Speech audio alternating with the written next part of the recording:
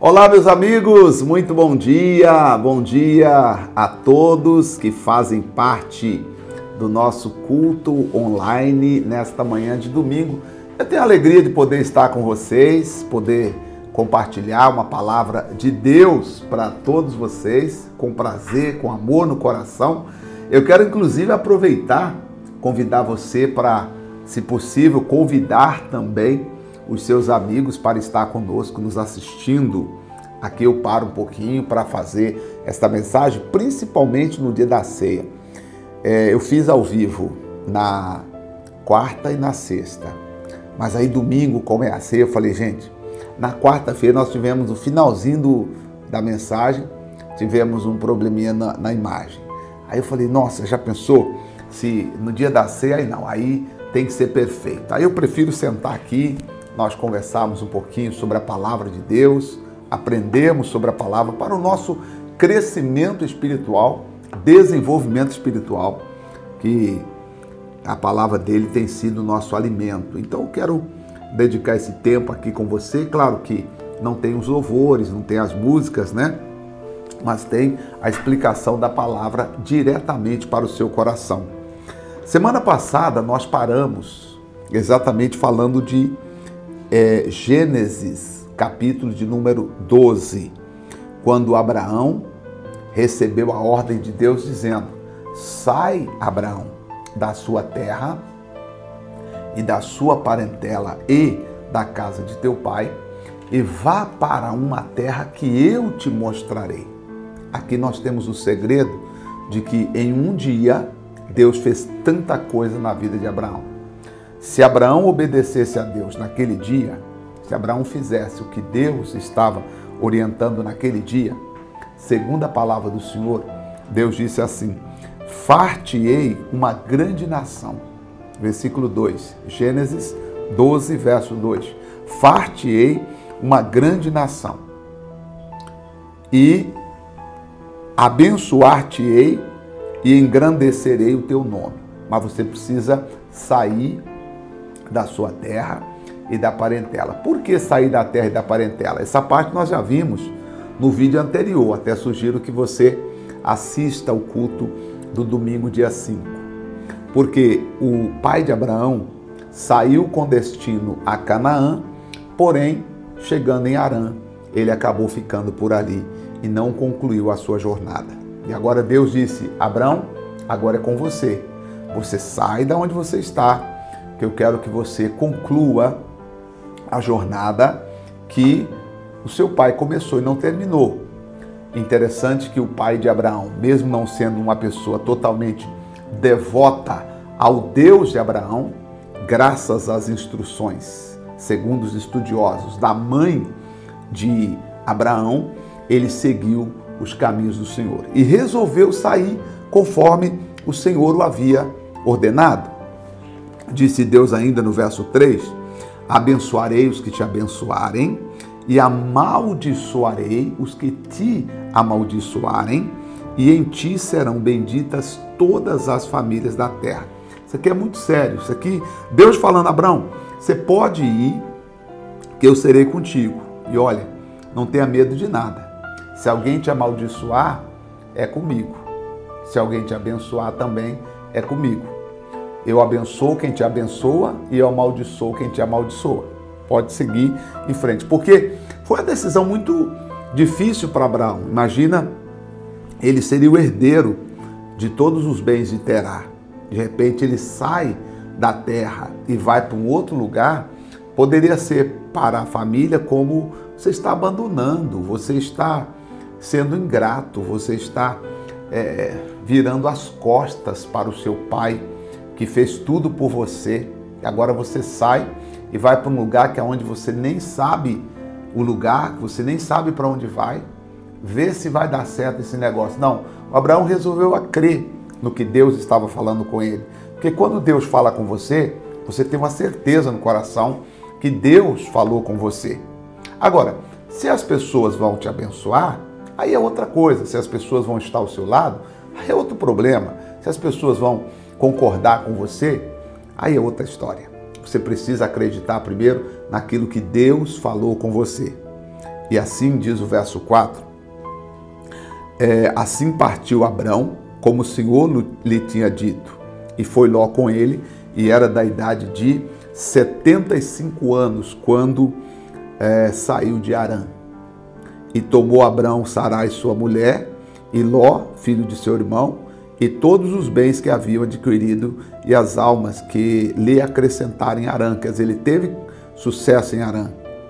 E saíram para irem à terra de Canaã, e chegaram à terra de Canaã. Eu gosto dessa parte porque, como nós percebemos o Abraão peregrinando de tenda em tenda, dá uma ideia como se ele não tivesse chegado em Canaã.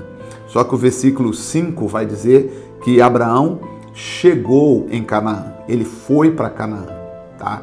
Ele foi para Canaã, ele chegou em Canaã. Porque quando você lê os próximos versículos, aí vai contando a história, como é que aconteceu. Ele parou aqui, ele parou ali, ele fez isso, ele fez aquilo.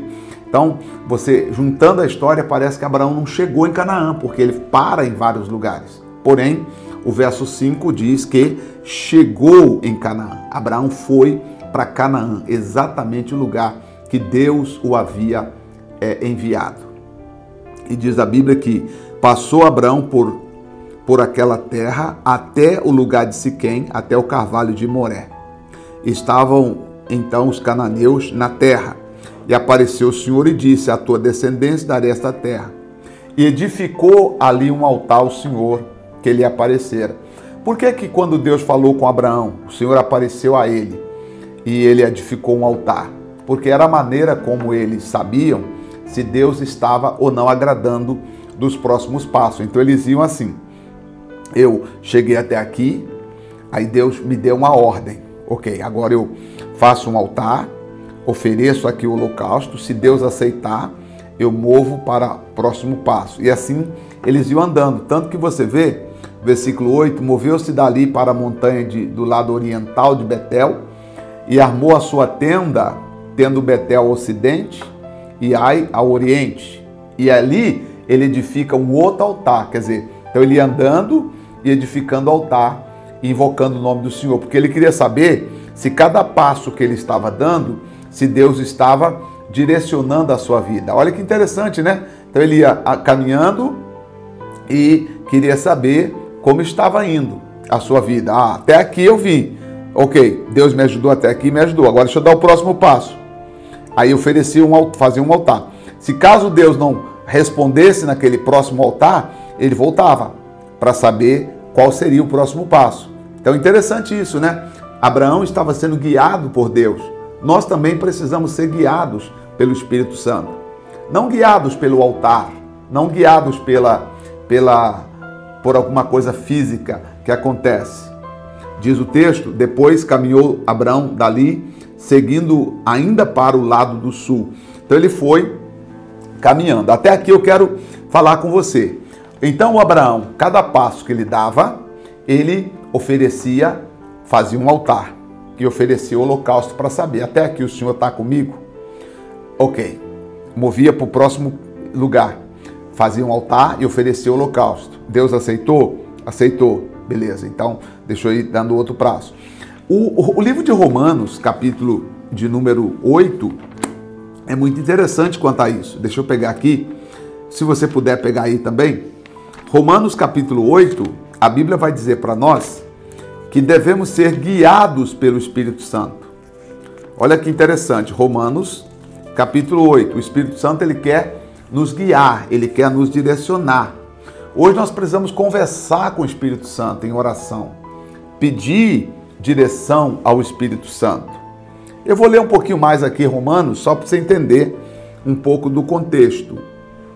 Mas Paulo está dizendo assim, portanto agora, Romanos capítulo 8, verso 1, portanto agora, nenhuma condenação há para os que estão em Cristo Jesus, que não andam segundo a carne, mas segundo o Espírito. Então nós temos que andar agora segundo o Espírito. O que é andar segundo o Espírito? É procurar andar segundo aquilo que agrada mais a Deus do que a nós mesmos. Porque a lei do Espírito de vida em Cristo Jesus me livrou da lei do pecado e da morte. Porquanto que era impossível a lei, visto que estava enferma na carne, Deus, enviando o seu Filho, em semelhança de carne do pecado, pelo pecado condenou o pecado na carne, para que a justiça da lei se cumprisse em nós, que não andamos segundo a carne, mas segundo o Espírito. Por quê? Os que são segundo a carne inclinam-se para as coisas da carne, mas os que andam segundo o Espírito inclinam-se para as coisas do Espírito. Então aqui nós temos quem é da carne inclina para a carne, quem é do Espírito inclina para as coisas do Espírito. Hoje no mundo nós temos duas gerações. A geração dos que são guiados pelo Espírito, e aí não importa a igreja, viu? E nós temos a geração dos que são guiados pela carne, e aí não importa a denominação. Então nós temos duas gerações no mundo hoje. Os guiados pelo Espírito e os guiados pela carne. Percebe que eu não posso falar muito de igreja? Porque se você falar de igreja, você limita o poder de Deus. Porque algumas igrejas vão dizer, a minha é a melhor igreja. Outros vão dizer, não, melhor é a minha, porque ela é maior. E outros irão dizer, não, melhor é a minha, porque ela é mais tradicional. Nós temos 100 anos de existência. E aí outros vão dizer, não, a sua não é boa porque começou agora. E nós que começamos recentemente, como é que faz? Por isso, aqui nós temos dois grupos, os que são guiados pelo Espírito e os que são guiados pela carne. Não importa em qual das instituições você está frequentando, o que importa é o seguinte, você se submete à vontade do Espírito Santo, você pede ao Espírito Santo para te guiar, você tem buscado o Espírito Santo para guiar você. É isso que você precisa, pedir, Espírito Santo me guia. Espírito Santo, quando o pastor explicar a palavra, me faça entender. Espírito Santo, quando eu ler a Bíblia, me faça entender. Eu quero entender, eu quero servir a Deus, tem que ter um propósito. Ser guiado pelo Espírito é ter um propósito de querer servir a Deus, isso é muito pessoal. Não tem como daqui eu motivar você a servir a Deus, porque você pode até falar que quer, mas daqui a pouco termina o vídeo, aí você vira as costas, acabou, e aí? Então servir a Deus é pessoal. O que eu estou fazendo aqui dizendo que você e nós precisamos servir a Deus de todo o coração, independente da igreja, independente da denominação. Eu ainda continuo dizendo, existem igrejas que dizem, não, a minha denominação é a melhor. Por exemplo, eu já fui criticado várias vezes por ter saído da igreja IGD. Mas qual o problema eu sair? Não tem problema nenhum. E qual o problema eu estar em outra denominação trabalhando? Problema nenhum. A igreja, ninguém detém o monopólio da igreja. Eu até vi uma mensagem que o pastor lá pregou, falando que quando a pessoa sai e abre uma outra igreja, ela está em pecado, não sei o que lá mais, mas tudo é conversa. Isso aí não é verdade. Se você conversar com qualquer teólogo, qualquer pessoa estudiosa da Bíblia, você vai ficar assim, falar, mas não acredito que... Como é que a pessoa pode falar uma coisa dessa? Que na verdade não é, isso não existe. Ninguém detém o monopólio da pregação do Evangelho de tal forma que só ele é certo. Só a igreja dele é certa. Nos Estados Unidos, por exemplo, eu estou lendo um livro, esse livro aqui, ó. Estou lendo esse livro aqui. Não conheço, por acaso, eu achei aqui na minha estante, não sei se foi presente, peguei aqui na minha estante, esse livro, ele estava no plástico ainda, não sei se eu comprei, é da editora Vida, ou se alguém me deu de presente, também não sei onde eu comprei. A Igreja que Você Sempre Quis, esse livro aqui, ó.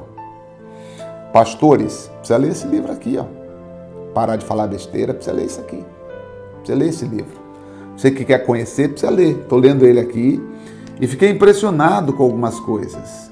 E olha que ele foi ser pastor de uma mega igreja, né, nos Estados Unidos. Né? Ele é pastor de uma igreja grande, Calvary Church. E aí ele vai contando aqui as experiências que teve e vai falando do que é ser uma igreja verdadeira.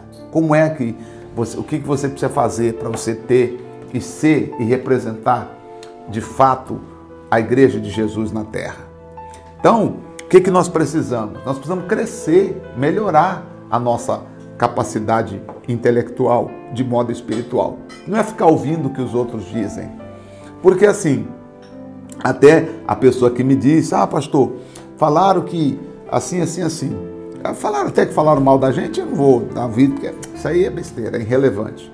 Mas aí lendo a história desse pastor, ele passou por 4 antes. E por que agora está errado alguém fazer? Quer dizer, então, vamos dar ouvido a isso. Mas só quero que você entenda que nós temos que ser guiados pelo Espírito de Deus. Você precisa ser guiado pelo Espírito Santo. Quem vai guiar você é o Espírito Santo. No dia do juízo final, não vai ter homem do teu lado. No dia do juízo final, não vai ter missionário, não vai ter pastor, não vai ter bispo, não vai ter reverendo, não vai ter apóstolo. No dia do julgamento, não vai ter ninguém do teu lado. A única testemunha que vai estar do seu lado no dia do juízo é o Senhor Espírito Santo. E você. Então, a minha missão não é fazer você frequentar a minha igreja. A minha missão não é convencer você que a minha igreja é a certa e que aquela outra é errada. A minha missão é tornar você um dependente do Espírito Santo. Porque quanto mais dependente do Espírito Santo você for, mais de Deus você terá. E quanto mais de Deus você tiver, mais você vai viver agradando a Deus e fazendo a vontade do Senhor. E servindo a Deus com alegria. Porque, diz aqui, nós temos 2 grupos. Nós temos os que inclinam para a carne e nós temos o grupo que se inclina para o Espírito. E aí o apóstolo vai dizer, porque a inclinação da carne é pecado contra Deus, é inimizade contra Deus, pois ela não se sujeita à lei de Deus. Portanto, os que estão na carne não podem agradar a Deus. Por exemplo, eu fico pensando que existem pessoas que estão no altar, mas elas leem na Bíblia assim. Aí eu queria que você me ajudasse a entender, se você puder me ajudar a entender, onde é que está a mentalidade de algumas pessoas. Porque assim, lá no livro de Apocalipse está escrito assim, e ficarão de fora. Aí lista lá, os cães e tal, os homicidas. Eu te pergunto, esses homicidas que Apocalipse diz que ficarão de fora, deixa eu ler aqui, para não faltar nenhum, eu já pulei aqui. Apocalipse 22:15, diz assim, mas ficarão de fora os cães, os feiticeiros. Quem são os feiticeiros aqui? São os manipuladores. Os fornicadores, ok? Os homicidas, os idólatras e qualquer que ame e comete a mentira. Então aqui nós temos um grupinho que não vai entrar no céu. Dentre eles, os homicidas. O que é um homicida? Me responde. Bom, tecnicamente falando, homicida é quem mata, né, pastor? O cidadão matou o outro, tirou a vida do outro, ele é um homicida. Ótimo, isso materialmente, exatamente. Quem mata é um homicida. Perfeito. Quando nós pegamos essa palavra homicida aqui na Bíblia aqui, ela não vai estar dizendo que o homicida é quem mata. Olha que coisa interessante, muitos pastores não sabem disso. 1 Pedro 3,17, é isso? É Pedro 3,17, olha só, 1 Pedro 3,17 vai dizer para nós quem são os homicidas. Porque aí você pensa, cadê, meu Deus?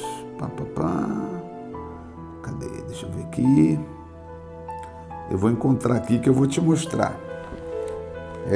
Primeira, não é 4,17 então? Não é 4,17. 2 Pedro então? Não, acho que não é segunda. Fugiu aqui agora o texto. Parará. Aqui. Eu vou encontrar aqui para você. Oh, meu Deus. Então é João. Não é Pedro então. É 1 João 3,17. 1 João 3,17.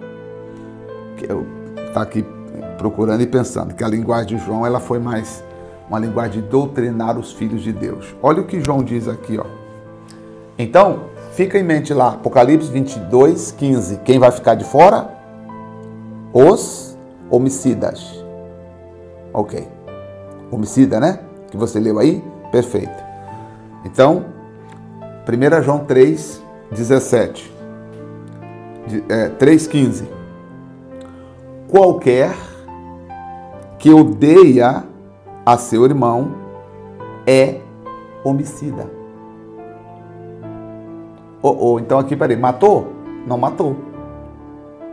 Qual é a palavra forte aqui? Odiar.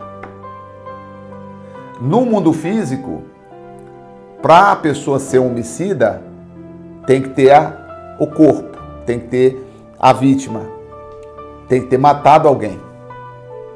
Correto? Tem que ter matado alguém. No espiritual, não matou, mas odiou, é considerado como homicida. Então, da forma como algumas pessoas pregam, elas acabam colocando ódio no coração de algumas pessoas contra as outras.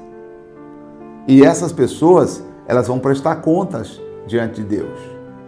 Quantas vezes você já viu o pastor criticando veementemente, parece até que está com ódio, falando do outro. Esse dia a gente vê na internet aí que você fica assim, como é que pode, meu Deus? Como é que pode homens de Deus assim? Não estou falando daqueles que às vezes... estou falando de ódio mesmo. Estou falando daqueles que têm, que esboça isso, que demonstra isso. Então olha aqui o que a Bíblia está dizendo. Qualquer que odeie o seu irmão é homicida. E vós sabeis que nenhum homicida tem a vida eterna permanecendo nele. Então, veja bem, como é que eu posso falar para você que eu não gosto de fulano, que eu não gosto de cicrano? Tudo bem, eu posso não concordar com o comportamento daquela pessoa. Eu posso não compactuar porque a Bíblia não me ensina daquela forma.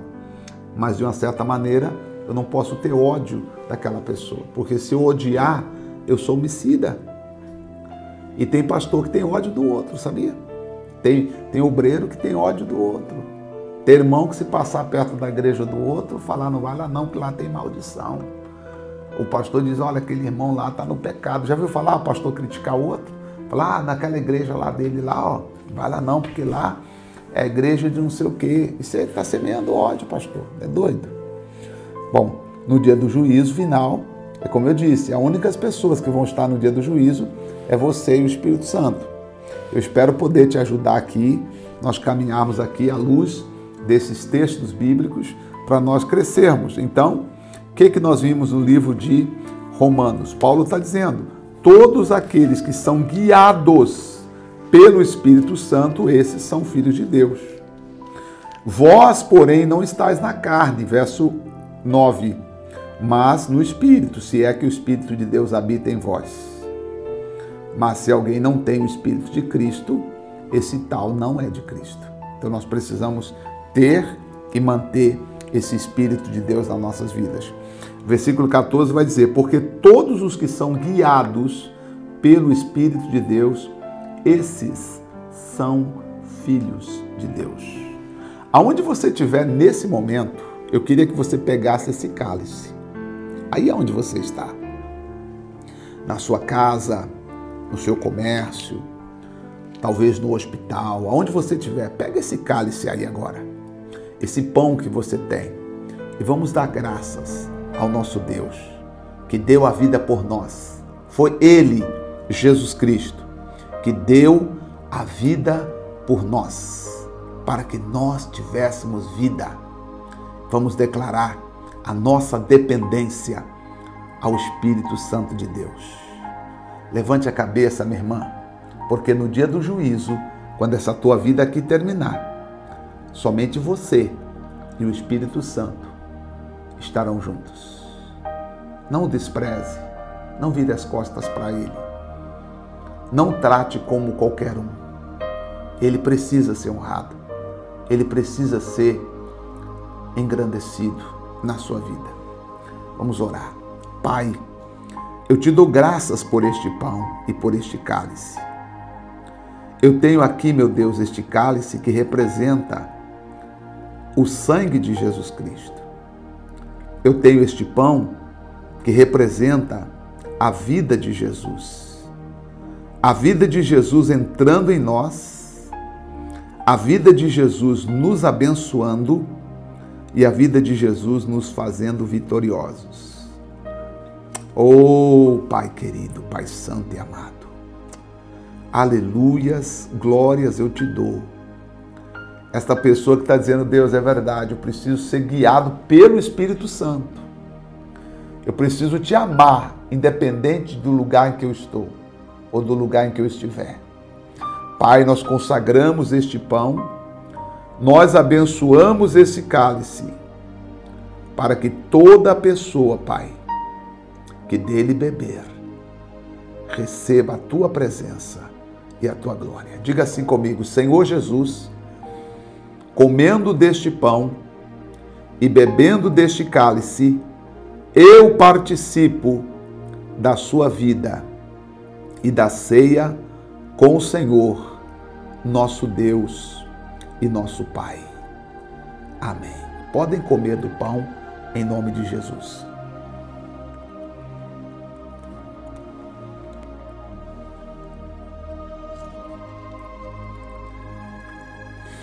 Pode pegar o cálice também e diga comigo as mesmas palavras. Diga, Senhor, bebendo desse cálice, eu participo da vida eterna que o Senhor Jesus veio trazer para cada um de nós. Obrigado, amém e graças a Deus. Perdoa os meus pecados e me faça cada dia te amar e te servir mais e mais. Amém. Podem beber em nome de Jesus. Graças a Deus. Oh, meu Pai. Meu Deus, muito obrigado. Muito obrigado, Senhor, em nome de Jesus, pelo privilégio que temos de participar da Tua presença, participar da ceia, de forma virtual, de forma online. Mas, Deus, são milhares de pessoas espalhadas por esse Brasil que nesse momento participaram comigo. E nós ainda consagramos a água para que todos que beberem da água sejam abençoados em nome do Pai, do Filho e do Espírito Santo de Deus. Senhor, muito obrigado. Te dou graças te dou, Pai, por cada vida, por cada pessoa, em nome do Senhor Jesus. Amém, amém e muito obrigado. Amém. Se quiser beber um pouquinho da água também pode, tá? Amém. Graças a Deus. Eu tenho que terminar para não ficar muito longo o vídeo, mas domingo que vem eu volto, com toda certeza. Tá? Desculpa a minha voz, ainda estamos melhorando a voz, final de semana foi corrido e a semana mudou o clima aqui em Mato Grosso, mas seguimos em frente, seguimos com fé, seguimos declarando bênçãos de Deus para todos nós. Que você seja muito abençoado. No nome de Jesus, esperando ver você no próximo domingo, aqui, mais uma vez, no nosso culto online. Deus te abençoe, um grande abraço e até o nosso próximo encontro. Até lá.